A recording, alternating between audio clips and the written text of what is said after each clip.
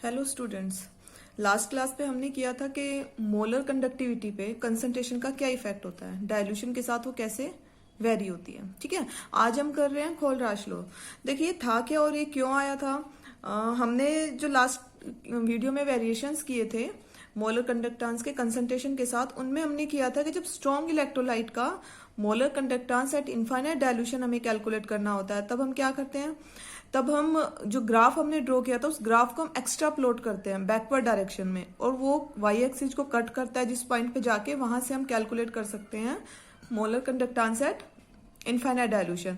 But weak electrolyte के case में ऐसा नहीं था, क्योंकि वीक इलेक्ट्रोलाइट के केस में ग्राफ को हम बैकवर्ड डायरेक्शन में कितना भी एक्स्ट्रा प्लॉट कर रहे थे, लेकिन वो वाई एक्सिस को टच नहीं कर रहा था, क्योंकि वाई एक्सिस के पैरेलल था वो। ठीक है, तो वीक इलेक्ट्रोलाइट के लिए मोलर कंडक्टेंस इनफाइनाइट डाइल्यूशन पे कैसे कैलकुलेट करेंगे, उसके लिए था खोलराश लॉ।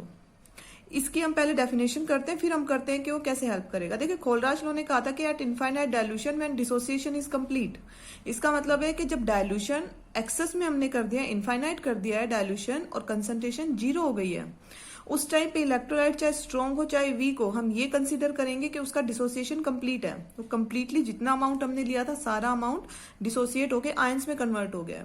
तो इस लॉ ने कहा था कि eight infinite dilution when dissociation is complete, each ion of the electrolyte makes a definite contribution towards molar conductivity। ठीक है, यानी कि उसके अंदर जो भी आयन होगा वो उसकी कंडक्टिविटी की तरफ एक डेफिनेट कंट्रीब्यूशन करेगा। इस पे डिपेंड नहीं करेगा कि वो दूसरे किस आयन के साथ एसोसिएटेड है। देखो मैं यहाँ पे आपको ये पॉइंट एक एग्जांपल लेके एक्सप्लेन करती हूँ, आपको अच्छे से समझ आएगा। यहाँ पे मैं एग्जांपल ले रही हूँ एसिटिक एसिड का। एसिटिक एसिड आपको पता है एक वीक इलेक्ट्रोलाइट है। ठीक है, अगर हमें कैलकुलेट करना है एसिटिक एसिड का molar conductance at infinite dilution, ये m है। ठीक है, तो आपको पता है हम डायरेक्ट इसको ग्राफ से कैलकुलेट नहीं कर पाएंगे, क्यों? क्योंकि एक वीक इलेक्ट्रोलाइट है और वीक इलेक्ट्रोलाइट का ग्राफ से कैलकुलेट नहीं हो सकता। तो खोलराश लॉ ने कहा था कि each ion make a definite contribution towards the molar conductance. इसका मतलब क्या हुआ? इसका मतलब ये हुआ कि इसके अंदर आयंस देखो आप कौन कौन से हैं। इसके अंदर आपको पता है एक एसीटेट आयन बनेगा और दूसरा हाइड्रोजन आयन बनेगा। एसीटेट आयन और हाइड्रोजन आयन, ये दो आयंस यहाँ पे बनेंगे। ये दोनों आयंस मिलके molar conductance at infinite dilution में क्या करेंगे? एक डेफिनेट कंट्रीब्यूशन करेंगे। इसका मतलब इसका जो मोलर कंडक्टेंस है किसके इक्वल होगा? इसका मोलर कंडक्टेंस इक्वल हो जाएगा एट इनफाइनाइट डाइल्यूशन। हम यहाँ पे एसीटेट आयन का देखेंगे कितना कंट्रीब्यूशन है, प्लस इसके लिए हम दूसरा देखेंगे हाइड्रोजन आयन का कितना कंट्रीब्यूशन है। ठीक है, तो यहाँ पे अगर हमें ये दोनों चीजें पता हो, ये आपको गिवन होंगी क्वेश्चन में, तो आप डायरेक्ट वैल्यू पुट करके ऐड करके यहाँ पे कैलकुलेट कर सकते हैं। देखो यहाँ पे ये वही मेंशन किया हुआ है डेफिनेशन के नीचे कि molar conductance at infinite dilution electrolyte का जिसका आपको कैलकुलेट करना है, उसमें कैटायन जो है उसका मोलर कंडक्टेंस, ठीक है, और उसको उसके नंबर से मल्टीप्लाई करना है। देखो यहाँ पे हाइड्रोजन आयन और एसीटेट आयन दोनों का नंबर 1 था, 1 थे दोनों का अमाउंट, इसलिए मैंने यहाँ पे वैल्यू नहीं लिखी है वो 1।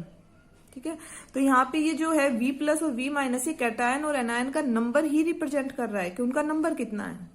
उनके नंबर को उनके molar conductance at infinite dilution से मल्टीप्लाई कर देंगे और फिर ऐड कर देंगे, तो यहाँ पे क्या आ जाएगा आपका वीक एसिड का molar conductance at infinite dilution यहाँ पे हम कैलकुलेट कर लेंगे।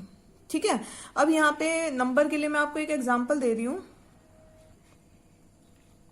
जैसे आपको ये तो एसिटिक एसिड का था, हम यहाँ पे कैलकुलेट कर रहे हैं molar conductance at infinite dilution of magnesium iodide.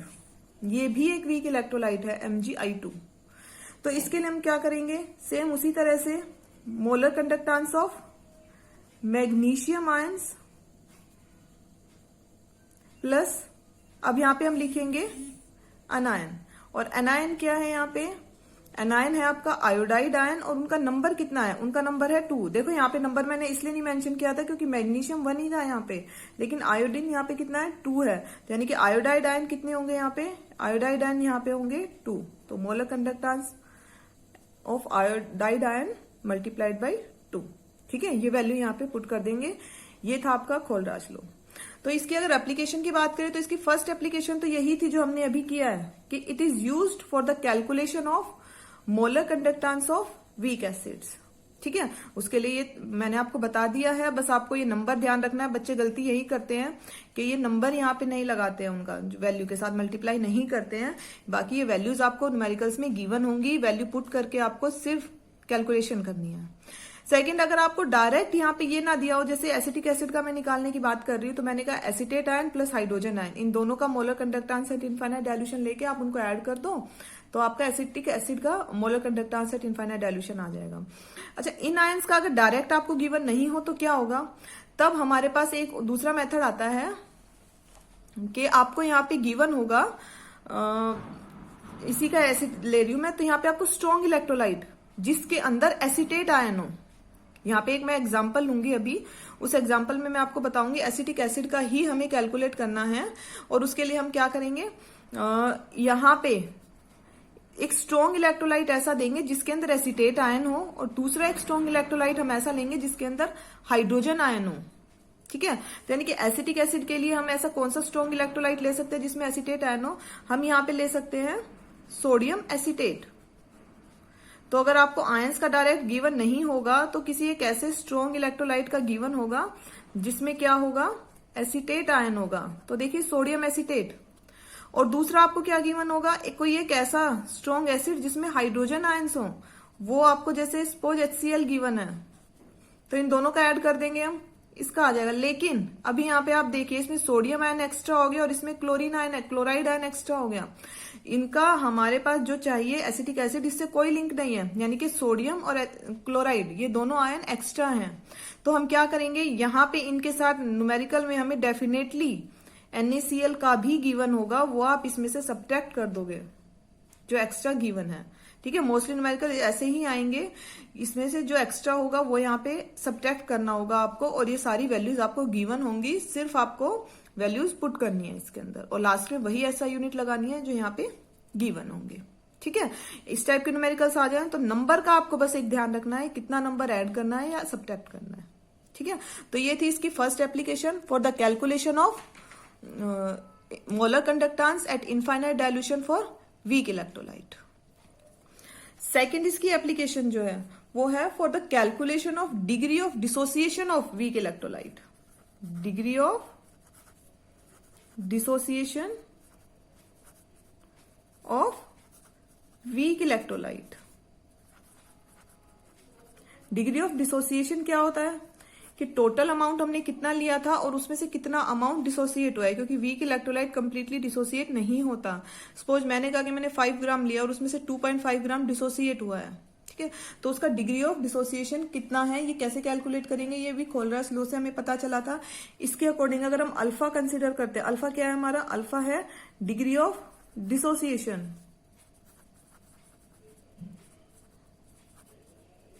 तो इसके अकॉर्डिंग अल्फा का जो फॉर्मूला होगा वो होगा molar conductance at any concentration C divided by molar conductance at infinite dilution. मैंने आपको पहले ही बताया, जीरो की जगह आप इन्फिनिटी भी लिख सकते हैं। जीरो का मतलब है जीरो कंसंट्रेशन और इनफाइनाइट लगाएंगे तो eight infinite dilution, meaning same है। तो अल्फा यहाँ पे क्या हो जाएगा, molar conductance at any concentration divided by molar conductance at infinite dilution. ये दोनों वैल्यूज आपको गिवन होंगी न्यूमेरिकल के अंदर। अगर ये नहीं भी गिवन है तो आप अभी जो हमने लास्ट में फॉर्मूला किया है उस फॉर्मूला से आप ये कैलकुलेट कर सकते हैं, ये आपको डेफिनेटली गिवन होगा। ठीक है, यहां से आप क्या निकाल सकते हैं, इसका डिग्री ऑफ डिसोसिएशन। थर्ड जो इसकी एप्लीकेशन है, थर्ड है for the calculation of dissociation constant of weak electrolyte. Calculation of dissociation constant of weak electrolyte. ठीक है, ये कैसे निकालेंगे, ये हमने 11th क्लास में भी किया था इक्विलिब्रियम यूनिट के अंदर। जो डिसोसिएशन कांस्टेंट है उसको आप रिप्रेजेंट करते हो C से, और इसकी जो फॉर्मूला होता है वो होता है C alpha square divided by 1 minus alpha. ठीक है, यहां पे अल्फा क्या है, डिग्री ऑफ डिसोसिएशन। इसका मतलब अगर आपको डिसोसिएशन कांस्टेंट निकालना है तो आपको डिग्री ऑफ डिसोसिएशन तो कैलकुलेट करना ही करना पड़ेगा। C यहाँ पे कंसंट्रेशन है, वो आपको गिवन होगी, जो इलेक्ट्रोलाइट लिया है उसकी कितनी कंसंट्रेशन आपने ली है। ठीक है, तो यहां से हम क्या कर सकते हैं, यहां से हम डिसोसिएशन कांस्टेंट कैलकुलेट कर सकते हैं। ठीक है, देखो वीक इलेक्ट्रोलाइट बहुत कम डिसोसिएट होता है, तो आपको ये ध्यान रखना है कई बार जब कैलकुलेशन करते हैं तो 1 माइनस जो उसकी डिग्री ऑफ डिसोसिएशन है सपोज 0.001 आई है, तो अब जब 1 में से सब्ट्रैक्ट करके यहाँ पे आप लिखोगे वो वैल्यू, वो डेसिमल में 0.99 समथिंग आएगी, तो वो बहुत बड़ी वैल्यूज हो जाती है डेसिमल में, और उसके साथ ही पूरी कैलकुलेशन करना बहुत डिफिकल्ट हो जाता है। तो हम क्या करेंगे, हम यहाँ पे 1 माइनस अल्फा को अप्रोक्स 1 के इक्वल मान लेंगे, क्योंकि अल्फा अप्रोक्स 0 होता है, क्योंकि हम कहते हैं वीक इलेक्ट्रोलाइट बहुत कम अमाउंट में डिसोसिएट हुआ है। तो उस केस में आप क्या करोगे, 1 माइनस अल्फा को अप्रोक्स 1 मान लोगे और फिर वैल्यू यहाँ पे पुट करके अल्फा की इसको सोल्व करोगे। ठीक है, अच्छा अब बात करते हैं इसकी फोर्थ एप्लीकेशन की। इसकी फोर्थ एप्लीकेशन क्या थी, for the calculation of solubility of sparingly soluble salt।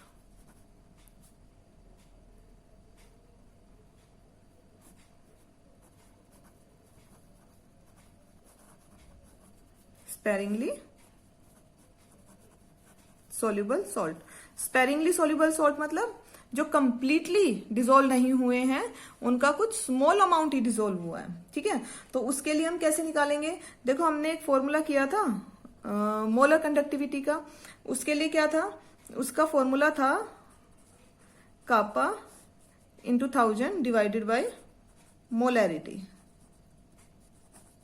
ठीक है, कापा यहाँ पे क्या था, कापा यहाँ पे था स्पेसिफिक कंडक्टेंस है जिसको आपने कंडक्टिविटी कहा था, मोलैरिटी कंसंट्रेशन थी।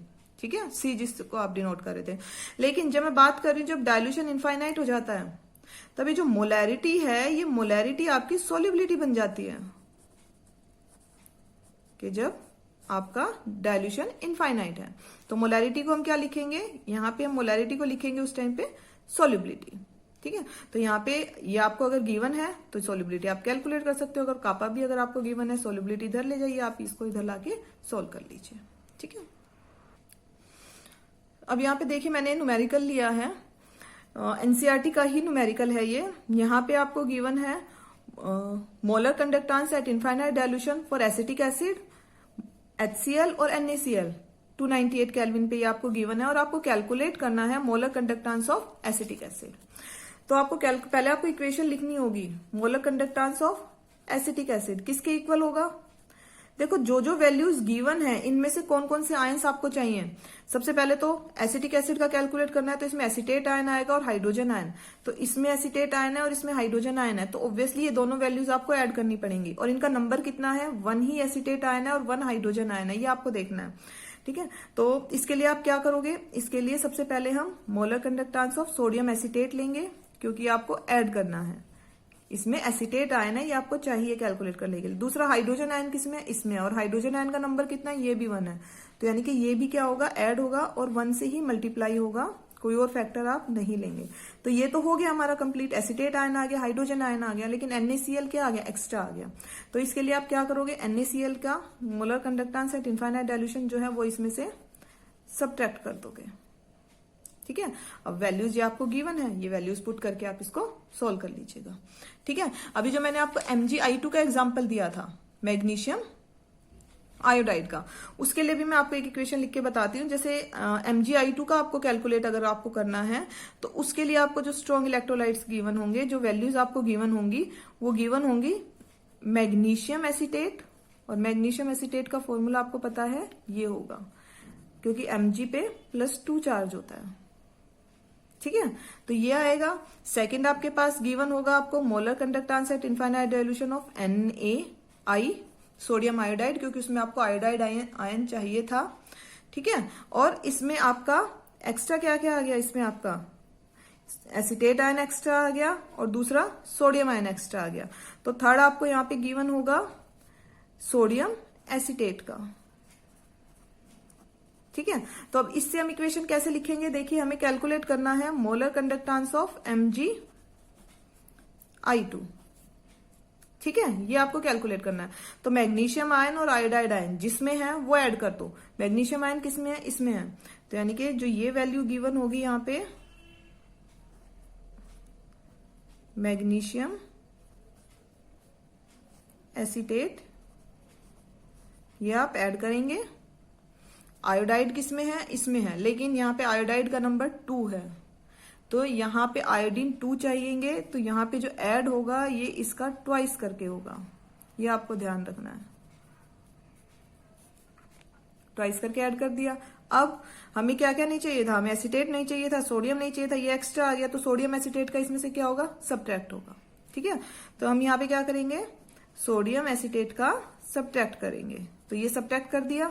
लेकिन आपको ये ध्यान रखना है, जो ऐड हुआ था उसमें एसीटेट का नंबर डबल था, जो ऐड हुआ था उसमें सोडियम का नंबर भी डबल हो गया था, क्योंकि आयोडाइड का नंबर हमने क्या करना था, डबल करना था, तो सोडियम का भी डबल हो गया था और एसीटेट भी फॉर्मूला के अकॉर्डिंग डबल था।